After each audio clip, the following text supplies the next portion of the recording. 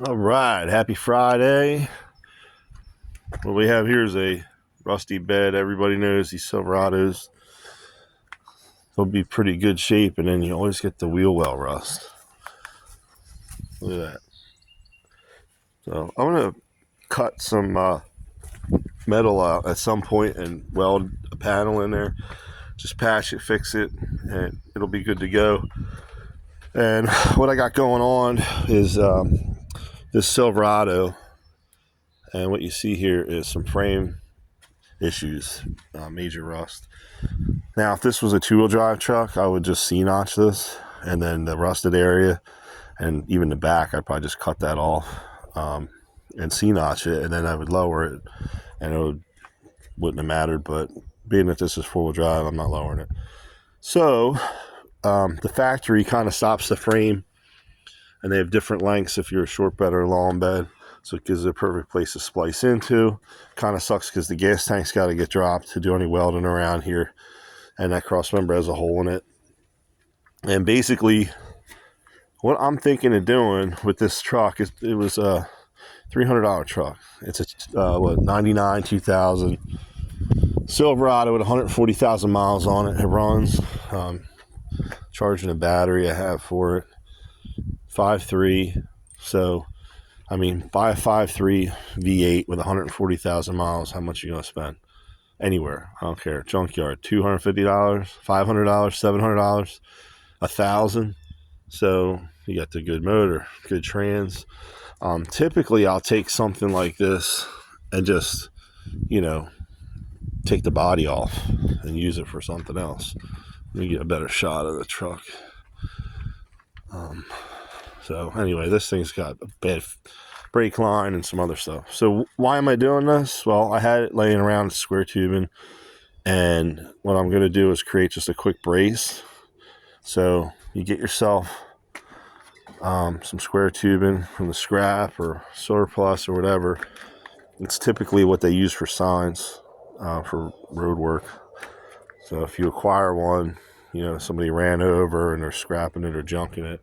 I think that's what happened with this one. This one was going to the scrap because it got hit. But it works out great for what I'm doing. So it's sort of like a splint. And there's already factory holes in the frame.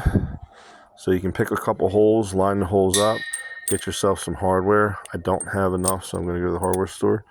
And I'm going to measure how long I need and just tie this into the frame. And then I'll be able to transport it to the shop on the trailer, which I could probably do that already. But, loading it and stuff like that, there's a chance that this flexes and goes out. And I'd hate for it to break on me when I already got everything where I need to be. So what's nice about this is you bolt this on. You get this to wherever you need to get to it to work on it. Once that's done, I can cut the frame out. And if I bolt these back on, when I put the other frame section in, it will line up exactly where I want it. So it kind of creates a jig in a way as well. And you don't have to keep stock rails. I mean, anybody could just get some square tubing like a little bit bigger than that, like 2x4 instead of 2x2, or whatever, 3, whatever size you want. As long as your leaf springs tie in, and you can a place to bolt your bumper and your hitch and all that. So I'm lucky enough to have another parts truck. Let me walk over and show you that. Now here's the lovely remnants of the other truck, and you can see where I cut the frame right by the trans cross member, so I'd have extra to work with. I'm not going to use all of it, but that's basically the plan. And so I just set the frame over here. Now, this one's really in good shape. I kind of hate cutting up a frame like that, but I'm already pulling the motor and trans out of that truck. Now you can see where that splice is, and I'll get a better close-up. It's a little bit easier to see from the factory.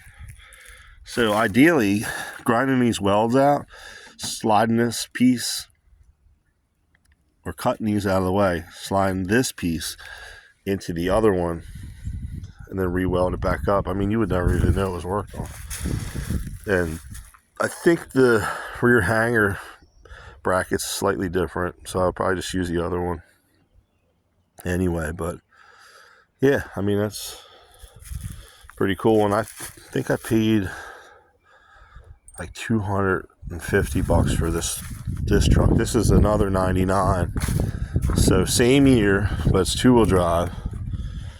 And what else about this truck? It has a 4.8 liter. It's an extended cab short bed. It had a little bit more miles. It was like 200,000 miles. So it's crazy. Some of these trucks have a lot of miles, have less rust.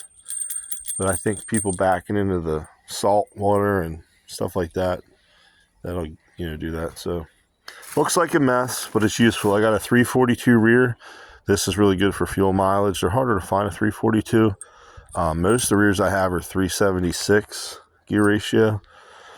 And I have a couple different old truck projects. I'm thinking about putting this in.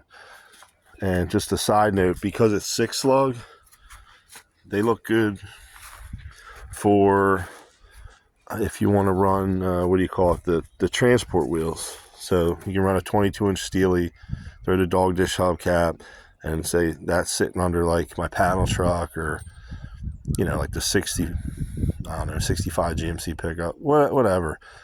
Now I got, better fuel mileage and all that. So that's basically the goal. Driving cool old stuff that saves your fuel and, just having fun driving. So we'll see what happens with this 99. I might keep it a 99. I might change it with a different body. I don't know yet. But we got to fix that rust, so that's what we're doing.